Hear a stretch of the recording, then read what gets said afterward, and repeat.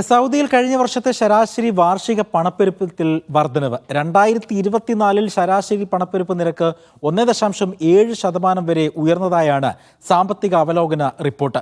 കെട്ടിട വാടക, ഇന്ധനം, വെള്ളം, വൈദ്യുതി എന്നിവയുടെ വിലവർധനവ് പണപ്പെരുപ്പം ഉയരാൻ ഇടയാക്കി. സൗദിയിൽ വാർഷിക പണപ്പെരുപ്പ നിരക്ക് അഥവാ ഉപഭോക്തൃ വിലസൂചികയിൽ പോയ വർഷം വർധനവ് രേഖപ്പെടുത്തിയതായി report. General authority for statistics ആണ് റിപ്പോർട്ട് പ്രസിദ്ധീകരിച്ചത്. 2024 23 അപേക്ഷിച്ച് പണപ്പെരുപ്പം 1.7% എത്തി. 2023 പൊതുവില സൂചികയുടെ വാർഷിക ശരാശരി 109.45 പോയിന്റായിരുന്നിടത്ത് 2024 ഇത് 111.30 പോയിന്റിലേക്ക് ഉയർന്നു.